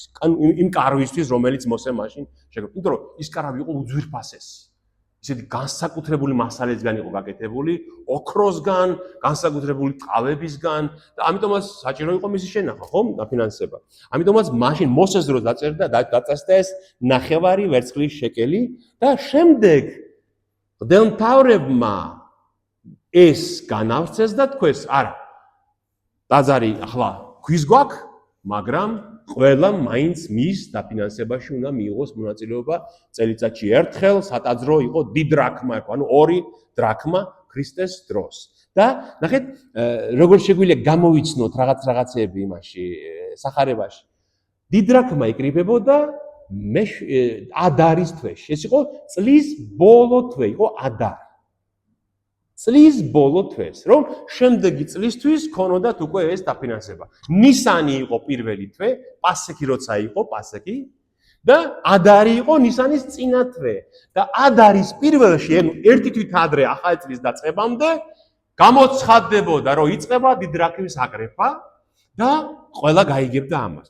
15 რიცხვში ადარის უკვე ყველგან, ყველა სოფლებში და ქალაქებში დაიდგმებოდა ფულის გადამცვლელთა დახლები, ამას ტაძარი ხელმძღვანელობდა, რადგან აუცილებლად ვერცხლი უნდა შეწირილი იყო. ბერძნული ფული ან რამ რომაული ფული, ის ფული, რომელიც დაწესებული იყო ტაძრისთვის და გადაცვლა ხდებოდა ამ თანხის. და 25-ში უკვე ადარის 25-ში იერუსალიმში დგებოდა ეს შესაწირი დახლები და იქ იწყებოდა იერუსალიმის შეწირვა. ასე წელიწადში 3ჯერ ხდებოდა ეს, ერთხელ ადარის ან თვეში, ბოლო თვეში, ერთხელ პასექამდე და პასექამდე ერთხელ შაბათობამდე, ანუ სულთმოფენობამდე ჩვენი მხრივ და ერთხელ კარვობამდე. რომ ერთხელ იყო ისრაელის მაცხოვრებლებისთვის, ერთხელ იყო აი აქ ვინც ცხოვრობდა გარემშემო ისრაელის საზღვრის გარეთ და ერთხელ ანუ კარვობამდე ერთ თვით ადრე იყო მათთვის ვინც ცხოვრობდა ემიგრაციაში. რომში რომის იმპერიის სხვა ადგილებში და ყველას უნდა შეეგროვებინათ. ანუ ჩვენ ახლა ხვდებით რა დროა? ადარის თვეა, პასექამდე ცოტაა დარჩენილი და დაიწყო ამ დიდრაქმის აკრეფა უკვე კაპერნაუმში. ნუ ახან კაპერნაუმში მივიდნენ ფულის გადაასაკრეფა და ნუ 15-ია უკვე, ადარის დაახლოებით 15-ია. შეგვიძლია წელიწადის დრო შეგვიძლია ასე გამოვიცნოთ თუ ვიცით ისტორია ძველი აღთქმის და ისრაელის. და პეტრეს რო კითხეს, რატო იყო სადავო ეს საკითხი? უყურეთ, იმიტომ რომ ზოგი ამბობდა, რომ არა ეგ მოსეს დროს იყო მხოლოდ, ახლა აღარ უნდა გადავიხადოთ. მაგრამ მაინც ტაძარი ამას აძალებდა ყველას, რომ ესე გაეკეთებინათ და რომ მივიდნენ ქრისტესთან, აი ამ კითხვაში ცოტა პროვოკაცია დევს. ამ პროვოკაციული შეკითხვაა და შენი მოძღვარი რას ამბობს? უნდა გადავიხადოთ ის, რაც ასე სადაოა ზოგჯერ? ცდიან, აი ამაშიც კი ცდიან, არ გადაიხდის? და ქრისტე ამიტომაც ეუბნება, მე როგორც უზენაესი მეფის და ღმერთის ძეს არ მეკუთვნის მაგის გადახდა. მე უნდა გადამიხადონ თვითონ, მაგრამ რათა არ დავაბრკოლო ეგენი, რომ მე ეთყოდნენ რომ ჯულს არ ღვევსო. კიდევ ერთხელ, არ დავაბრკოლო ეგენი, პეტრეს ავალებს რომ წადი და ანკესი გადააგდე, იმიტომ რომ ანკესის გადაგდება დიდი შრომა ხო არა, გასართობის საქმეა. ანუ შრომით კი არ უნდა მოიპოვოს პეტრე მეს, არამედ სასწაულებრივად, რადგან მას არ ეკუთვნის ტაძრისთვის გადახდა იმ გადასახადის. ის თავად არის ტაძარი, ხო? ის არის ის ლოდი, ის საკიდური, რომელზეც ტაძარი დგას, ქრისტე. ამიტომაც უნდა რომ წადი ანკესი ჩააგდე და სასწაულებრივად იპოვი სტატირს. სტატირი იყო 4 დრაქმა, ანუ 2x2, ხო? სტატირი 4 დრაქმას ნიშნავდა, ფულის ერთეული იყო და იპოვი მის თემში ამ ფულს, რადგან საიდან აღმოჩნდებოდა იმ თევზის პირში ეს ფული? ალბათ გემები რო იძირებოდა, ალბათ სკერზე იყო ეს, ხანდახან მარგარეტიც უპოვია თევზის პირში. ალბათ შეიძლება ამ თევზის საკვები ეგონა და მის პირში აღმოჩნდა ეს სტატირი, მაგრამ ყველაფერი, აქედან ჩანს რომ ყველაფერი ძე ღმერთს ემორჩილება. ის თევზიც კი წყალში მოცურავე, ძე ღმერთს ემორჩილება და მან იცის, როდის უნდა მოიტანოს ის სტატირი მისი სატაძრო გადასახადისთვის და პარტაც პეტრე მიდის და პოულობს ამ სტატირს და აძლევს გადასახადს ტაძრისათვის. აი ესე მთავრდება ეს თავი და მოახლოებულია უკვე შემდეგი პასექი, უკვე აქედან იწყება მე-18 თავიდან იწყება მეოთხე დიდი დარიგება, დიდი საუბარი, სამოძღვრო საუბარი ქრისტესი მის მოწაფეებთან, ასე იწყება იმ ხანად, მივიდნენ მოწაფეები იესოსთან და კითხეს, ვინ უფრო დიდია ცათა სასუფეველში და აქ იწყებს ქრისტე მეოთხე დიდ საუბარს მოწაფეებთან. იმიტომ რომ ჩვენ ხო ვთქვით, რომ მათეს სახარებაში 4 დიდი სამოძღვრო საუბარია, ამოძღვრაა ქრისტეს. როგორც ძველ აღთქმაში 4, ბოდიში, ძველ აღთქმაში 5 წიგნია, მათესთანაც 5 დიდი საუბარია ქრისტესი, 4 კი არა 5, აი გავს ძველ აღთქმის თორას, მათეს სახარება ასე აქვს ებრაელებისთვის აგებული სულიწმინდას მათეს ხელით და გონებით და კალმით. აი ეს არის მე-17 თავის შინაარსი. კიდევ იმას ვამბობ, აი მე ეს ადგილი გამოურჩა, ზოგიერთებს კი ვაჩვენე, მაგრამ მინდა თქვენს გაჩვენოთ. საინტერესოა ძალიან. აი სახარების სწორად გასაგება აუცილებელია ვიცოდეთ ძველი აღთქმა და ის აზროვნება, როგორც ისინი აზროვნებდნენ. გესმით? მე მესმის, რომ დღევანდელი ევროპელისთვის, ქართველისთვის, გერმანელისთვის რთულია, ხო, მაშინ ბევრ რამ შეიძლება, მაგრამ მაინც პატარ შეიძლება. აი მაგალითად დღეს რაც თქვით. რადგან შეიძლება დამებადოს კითხვა. ამ იუდეველებს რა თვეები ჰქონდათ, ხო? აი სულ ელემენტარული. აი ჩვენ ვიცით, რომ იუდეველებს სხვა კალენდარი ჰქონდათ, ხო? და მოდი ნახოთ, ეს იუდეველთა კალენდარი. ხო, ებრაული კალენდარი. შევდივარ იმ ინტერნეტში, ნახურობ იუდეველთა 12 თვე, ხანდახან 13, როცა ნაკიანი წელიწადია და მთელი სახელები ჩამოთვლილია. ნისანი, ტიშრი, ადარი. ესენი მერე მხდება მე ახალ აღთქმაში სადღაც. გესმით? ნისანი შეიძლება შემხვდეს და უკვე ვიცი, ესე იგი ეს ებრაული კალენდრის პირველი თვეა. ხო? ნახეთ, უკვე ახლოს მივედი იმასთან და უკვე გასაგებია. აი მაგალითად, ბადრო?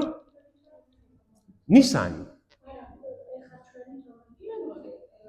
არა, ნისანი ჩვენთან ემთხვევა მარტ-აპრილს. კი. უყურე, ებრაელებს ჰქონდათ ასე. ტიშრი იყო სექტემბერი. თვე ტიშრი. როცა ისინი სანამ ისინი ეგვიპტიდან გამოვიდოდნენ, ახალი ისინი ვთვლიდნენ, რომ პირველი თვე არის ტიშრი, სექტემბერი. აი, იმიტომ რომ სექტემბერი მიჩნეული იყო თვეთ, როდესაც ღმერთმა შექმნა სამყარო. იყო ის ტიშრი, პირველი თვე. შემდეგ როცა მონობიდან გაათავისუფლა ღმერთმა, ეგვიპტის მონობიდან, უბრძანა მოსეს პირით, რომ აი მონობიდან გათავისუფლების თვე გახდება დღეიდან პირველი თვე. რადგან ხედავთ? ამიტომ ის გახდა მეშვიდე თვე, რომელიც პირველი იყო თავიდან და ეს გახდა პირველი ნისანი გახდა პირველი თვე. დაახლოებით რა შევადაროთ? აი მაგალითად ახალი წელი იწყება იანვარში, ხო ჩვენთვის. და ჩვენ რო ვთქვათ, რომ ახალი წელი კი არა, აი მოდით აღდგომა, რადგან ყველაზე დიდი დღეა, მოდი აპრილი იყოს პირველი თვე. ხო შეიძლება ვთქვათ? აი ასეთი რამ მოხდა ებრაელებშიც, რომ მონობიდან გათავისუფლებამდე დიდი მოვლენა მოიყო მათ ცხოვრებაში, რომ სექტემბერი კი აღარ იქნება პირველი თვე, არამედ ნისანი. მონობიდან პასექი როცა არის, ის თვე გახდა პირველი თვე. აი ესე არის. მაგრამ ჩვენს კალენდარს პირდაპირ არ ემთხვევა მათი კალენდარი. აი მაგალითად ნისანი არის მარტი, აპრილი, ტიშრი. ხო, თვეების შუაშია. თვეების შუაშია, აი მაგალითად მარტის ნახევრიდან აპრილის ნახევრამდე არის ნისანი მაგალითად. აი ასე აცდენილია ჩვენი, იმიტომ რომ ისინი თვარეს და მზეზე არიან, მათი კალენდარი მასეა დამოკიდებული.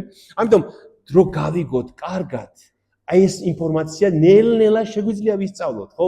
ხო რა არის ამაში რთული? აი მაგალითად იგივე დიდ დრახმა, ხო? აი დიდ დრახმა წავიკითხე. ინტერნეტი ყველას გვაქვს, ხო? დიდ დრახმა შეიყვანეთ, გამოგიტანთ ფოტოებს, ინფორმაციას, ყველაფერს, რა არის ეს დიდ დრახმა? იმასაც კი ნახავთ, როგორ გამოიყურებოდა დიდ დრახმა, ხო? ხო საინტერესოა. იქ მე მოყვება მას ინფორმაცია ადარზე, რომელ თვეს იკრიბებოდა და გასაგებია უკვე ბევრი რამე, მაგრამ ეს შეიძლება ერთ დღეში არ მოხდეს, მაგრამ 2-3 წელიწადი ცოტ-ცოტა რო აგროვო ეს, აი ითამაშო კარგი გაგებით, ხო? მე ყოველთვის ამას ვამხობე, აი როგორც ბავშვი თავის სათამაშოდ ითამაშობს და ის არის მისი სამყარო, აი ეს ბიბლია უნდა იყოს ჩვენი კარგი სათამაშო. სათამაშო ცუდი გაგებით, კაი გაგებით, რომ აი ვიცით რომ ეს ყველაზე კარგია და ცოტ-ცოტა ამით სულ ყოველთვის ვისწავლოთ და გავიგოთ. აი ერთი ადგილი მინდა გაჩვენოთ, აი ამით დავასრულოთ. ნახეთ, როცა ქრისტემ უბრძანა ამ ბოროტ სულს და გავიდა მისგანო ეს ბოროტ სული და ხშირად აღწერილია რომ ეს დარივით ეცემა ადამიანი, იმიტომ რომ დიდი დაძაბულობაა ძალიან, როცა ბოროტის სული გადის ადამიანისგან, დიდი დაძაბულობაა მთელ სულში და ხორცში, რომ დარივით ეცემა, ძალა გამოცლია, ადამიანი აღარ შეუძლია ამის გაცლება. შემდეგ დგება და უკვე თავისუფალია ამისგან. და გახსოვთ გადარინელთა მხარეში ეშმაკეულები რო განკურნა უფალ. და ეს ეშმაკეულები ვედრებიან თუ გაგვდევნი ამათგან სად შეგვიშვიო? ღორების კოლხში შეგვიშვიო, ღორებში შეგვიშვიო. და ამ ღორები რა შვებიან მერე? გარბიან ეს გაცოფებული, შეშინებულნი და ვარდებიან კლდიდან წყალში და იხჩობიან. მე მაქვს აქ ნახეთ მოტანილი ეს შემხვდა ეს ადგილი და ვიფიქრე რომ ჩვენ ხალხს წაუკითხავ მეთქი ძალიან დაინტერესებს. ეს არის იოსებ ფლავიუსის იუდაური სიძველეები. იოსებ ფლავიუსი იყო პირველ საუკუნეში იუდეველი, მღვდელი, აი როცა დაეცა იერუსალემი იმ დროს შეიპყრეს და ტყვე წაიყვანეს რომში და ნასწავლი განათლებული კაცი იყო და გახდა ისტორიკოსი. შემდეგ რომში დაწერა იუდაური ომის ისტორია და ეს იუდაური სიძველეები და ბევრი რამე აქ აღწერილია. იქ წერს რომ სოლომონ მეფეს, აი თქვენ ნახავთ ანალოგიას ნახავთ, აი ისინი ღორები ხო წყალში ჩაცვიდნენ და აი მიხვდნენ ესენი რომ გავიდა მათგან ეს თან რა ეშმაკი ყავსო და ლეგიონიო, ხო? ანუ ბევრი იყო ის ეშმაკები და იმდომაც განიდევნა მათგან. ნახეთ იოსებ ფლავიუსი წერს რომ სოლომონ მეფეზე წერს რომ სოლომონმაო გერმანული და პარალელურად გითარგმნით. სოლომონმა შექმნაო 1005 საგალობელი და ლექსი ღვთისადიდებელი და ასევე 3000 იგავი და ანდაზა, რომელიც ჩვენ ბიბლიაში გვაქვს სოლომონის იგავთა წიგნში. და მანო იცოდა ყველა ხის და ყველა ბუჩქის შესახებ ცოდნა ჰქონდა მასო და ქმნიდა იგავებს, რომლის მსგავსიც არ ყოფილა, ქმნიდა იგავებს პირუტყვებზე, სხვა ცხოველებზე, ისე რომ მას შეეძლო საბუნების მეტყველო, მისი საბუნების მეტყველო ცოდნით ზუსტად აღეწერა ფილოსოფიურად ყველაფერი და ესაუბრა ამაზეო. ამას გარდაო, მანო ის იცნობდა ყველა მოვლენის შიგა არს, რომ როგორც სხვა არავინო. ღმერთმა ასწავლა მას ისეთი ხელოვნება, რომ ბოროტის სულების განდევნისთვის შექმნა მან ასევე ლოცვა. ეგზორციზმისთვის გამოიყენებოდაო სოლომონის ლოცვები, სოლომონის ეს საგალობლები იყენებდნენ ისინი მას. და მაგალითად მან შექმნაო ლოცვებიო ავადმყოფებისთვისო და ასევე ეგზორციზმისთვის გამოსაყენებელი ფორმულები, ანუ ეს სიტყვები, ლოცვები, რომლის მეშვეობითაცო ადამიანებიო ბოროტ სულებს კრავდნენ და დევნიდნენ ხალხისგანო. და შემდეგ წერს. მე მაგალითადო თვითონო, ეს იოსებსავის მე თვითონ მაგალითად ნახეო ჩემი თვალითო, როდესაც ჩვენმა თანამედროვე ელიაზარმაო სახელითო ვესპასიანუსი და მისი შვილების და სხვა მთავრების თანდასწრებით, ანუ მოწმეებს ახსენებს, როგორ განდევნა ბოროტის სული, ანუ ეშმაკი ადამიანისაგან და განკურნაო. ასე მოხდა ეს კურნებაო. ამ ესმაკისგან შეპყრობილი ცხვირთანო მას ეჭირა ბეჭედიო, რომელშიც იდო ის ბალახი, რომელიც სოლომონმა აღუწერაო. და კითხულობდა აი ამ ლოცვებს, რომელიც მითებული იყო. და აი ამას რო სუნავდა ეს შეპყრობილი ბოროტისგანო, ამითიო გამოდევნაო მისგანო ბოროტის სულიო. ეს შეპყრობილი დაეცა იმავე წამს მიწაზე, გონება წართმეული და ელიაზარმა თქვა შეულოცა მასო სულსო, რომ სოლომონის სახელით შეულოცა მასო და იმ წუთში განვიდა მისგან ბოროტის სულიო. და არასოდეს აღარ დაბრუნებულა მასშიო. და რომ დაერწმუნებინა ესენიო იმაში, რომ მისგან მართლა გამოვიდა ეს ბოროტის სულიო, ამ ელიაზარმაო წყლით სავსე თასი დადგაო მოშორებითო მოთახშიო. და როცა ეს ბოროტის სული გამოვიდა ამ ადამიანისგანო, წყალი შეიმღრაო იმ თასშიო. რომ უბრძანა, რომ წყალში შესულიყო. ესმით? ანუ ხილულად რომ დაენახათო, როგორ გამოვიდა მისგან ეშმაკი და როგორ სადღაც გადავიდა, ნახეს რომ წყალი აჭკაფუნდა იმ თასშიო. და ასეთი ძალა მისცა სოლომონს ღმერთმა და ასეთი ცოდნა, რომ ადამიანებს ასე შველი და მისი ლოცვებიო. ესე რომ წავიკითხე მე, გამახსენდა ის ამბავი, რომ აი ზღორები რომ ჩაცვიდნენ წყალში, ესენი იმითაც დარწმუნდებოდნენ, რა თქმა უნდა, რომ ადამიანი განიკურნა 7 იჯდა ქრისტესთან, მაგრამ რომ ღორები წყალში დაიხვდნენ. ხედავთ, აი ის თქვა მინდა მე, რომ აი ჩვენ თუნდაც ეს რაღაცები აქედან წაკითხული გვაქვს, სახარებასთან იმ წუთში ხედავთ პარალელებს და ადვილია გავიგოთ უკვე სახარების ნათქვამის თავარი არსი, იმიტომ რომ იმ დროინდელი აზროვნება, იმ დროინდელი ცხოვრება და იმ დროინდელი ძველი აღთქმისეული აზროვნება ჩვენთვის არის გასწორებული. გასაგებია. ეს არის, ახლა ვეკეთყვი, იუდაური სიძველეების მერვე წიგნის მეორე თავი. მერვე წიგნის მეორე თავი. იმიტომ რომ წიგნებად არის დაყოფილი ეს. როგორი ამით დავასრულოთ დღეს? წიგნები ხო არა აქვს იმეს?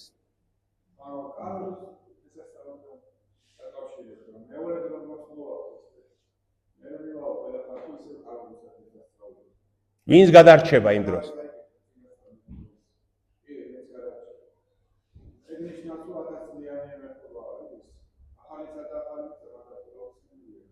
არა, მან არ ახსენებს, მაგრამ ახალისა და ახალი მიწა უკვე აპოკალიფსისშია.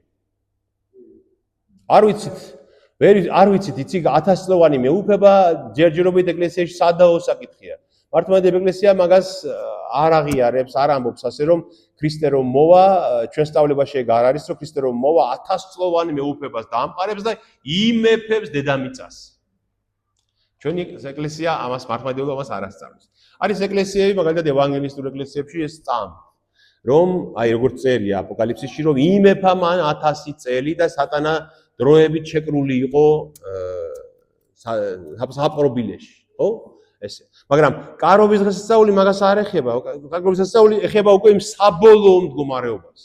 შეიძლება ეხება იმ დროს, როცა ახალი ცა და ახალი მიწა ექნება, ზეციდან ჩაომავალი იერუსალიმი იქნება და ყველა განისვენებს იქ უფალთან ერთად. ხო? კარვებიც არ არის ნახსენები აპოკალიფსისში, ხო? არ არის. მაგრამ ეს კარვები განასახიერებს უფლის ჩვენ შორის სამარადისო ყოფნას, ხო? აი ამას გულისხმობს.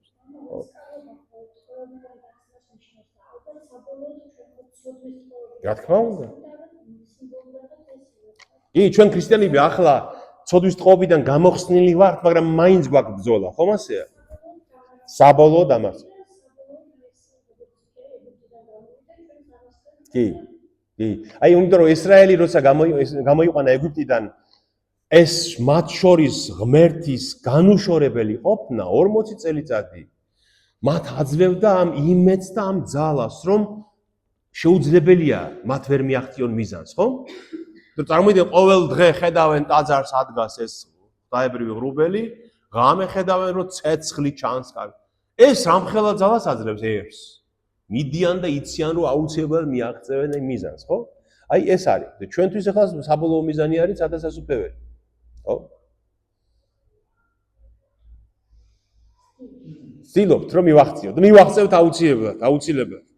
ვინც მონათრულია და ვისაც უყვარს უფალი და ვინც ცოცხალი რწმენი ცხოვრობს, ის აუცილებლად მიაღწევს. მიუხედავად გაჭირვებისა, მიუხედავად დაბრკოლების დაცემის, აუცილებლად მივახცევთ ჩვენ. შეუძლებელია ეს ასე არის. კარგით, მაშინ დავასრულოთ დღეს ეს მე-17 თავი სახით წაიკითხეთ და შემდეგ კვირას გავაქცევთ. დიდება ღმერთს და მადლობა უფალს.